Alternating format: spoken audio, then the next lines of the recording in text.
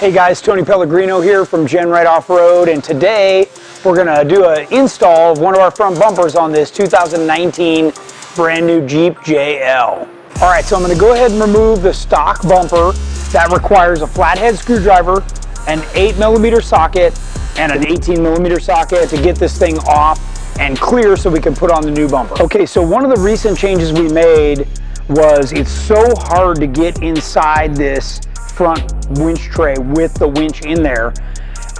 We actually added some brand new nut plates that drop right in. I'll show you. You actually put them in and you thread these rods in, and the rods stay in until you put the bumper shell on for the last time, and then you swap them out for the actual hardware.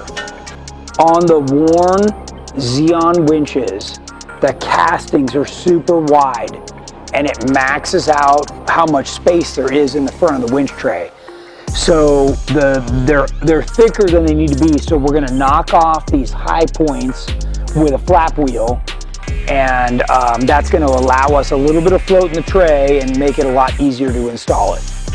And it just kind of rotates in and down. The winch is in, tray's on, the threaded rods are in. You got to put this piece on and reuse the factory hardware to hold it on. Now you're ready to slip on the outside shell, and this shell is going to go on, and you just line up the threaded rods that we put in and slide her in. There we go. So now we can start putting on our toe points. Like I said, what you do is you take out these one at a time, and then you put in the real hardware, and it threads right into that nut plate. The next thing you want to do is work on getting your winch fair lead in here, and that requires using this thin little nut. And what I do is, you can tape it in if you want, but you just balance it inside and slide it up in there, and then make sure you've got this thin aluminum spacer, and then you can thread this right in and rotate this around so that you've got everything you need to bolt this on. Yeah. This side's got a T-nut, this side's got the regular nut, and finish putting on your other toe point, and you're good to go.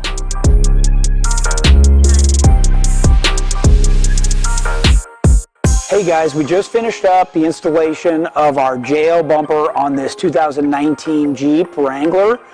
I want to talk about a couple of the tips and tricks that are going to make this installation a lot easier for you.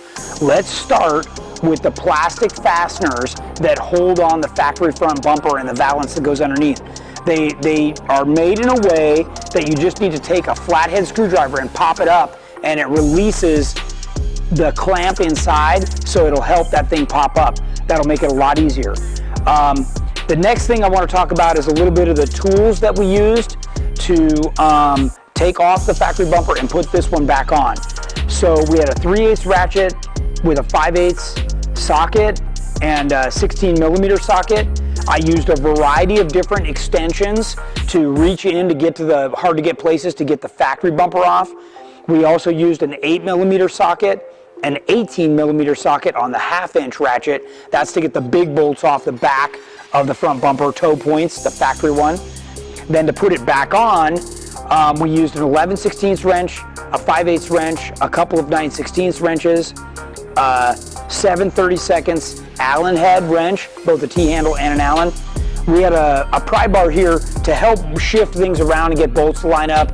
Once the winch is in, it's pretty heavy. I'm going to caution you against tightening up bolts as you're going. You actually want to get everything started, including these bolts on the bottom and the bolts on the top, and then start to tighten things down. It'll shift, and you'll end up not being able to get stuff in there, so do yourself a favor and just take your time and get all the bolts in, and then go back and re-torque them to the proper torque rating.